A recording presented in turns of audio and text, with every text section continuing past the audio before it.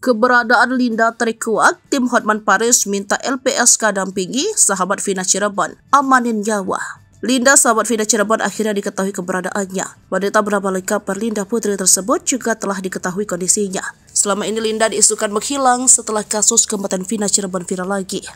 Namun ternyata Linda tidak pernah menghilang seperti yang diisukan. Kuasa hukum keluarga Vina Cirebon, Putri Bayarubanti, mengungkap keberadaan dan kondisi terkini Linda yang sesungguhnya.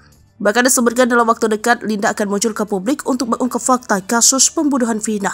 Ini disampaikan Putri lantaran dirinya sudah berkomunikasi dengan Linda. Ia menyebut Linda akan muncul dalam waktu dekat untuk menyuarakan fakta kasus pembunuhan Vina Cirebon. Saat ini Linda sedang terguncang dan butuh waktu untuk tampil ke masyarakat. Apalagi saat ini Linda sudah berkeluarga sehingga perlu menjaga nama baik suaminya. Ia menyebut selama ini Linda tidak pernah kemana-mana apalagi menghilang seperti yang diisukan.